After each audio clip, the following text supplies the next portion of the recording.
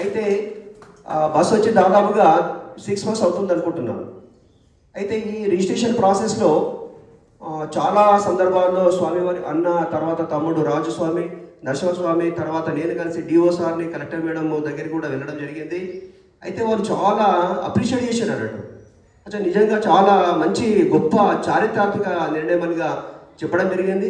అయితే రిజిస్ట్రేషన్ ప్రాసెస్లో అయితే ఇది తెలంగాణ రాష్ట్రంలో ఎక్కడ జరగలేదు కాబట్టి దీని విధి విధానాలు ఎలా ఉంటాయి, ముందుకు ఎలా వెళ్ళాలనే ఈ ప్రాసెస్లో మనకు 3 to 4 months టైం పట్టింది అన్నట్టు.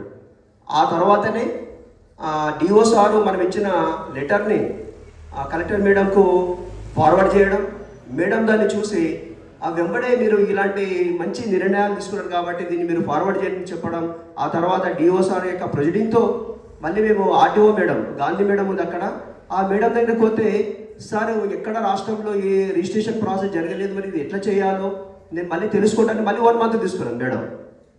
అయితే తీసుకున్న తర్వాత చివరికి మనము లాస్ట్ మంత్ మన పాఠశాల పేరిట బస్సు రిజిస్ట్రేషన్ కావడం జరిగింది.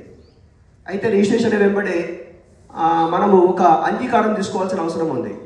కొత్తపల్లి, పాతపల్లి వాళ్ళు, తర్వాత బిజ్వాడ గ్రామస్తులు అందరూ కూడా గమనించాల్సిన అవసరం ఏంటంటే, మేము మా పిల్లల్ని ఉచిత బస్సులో పంపడానికి మీరు అంగీకారం తెలుపాలి.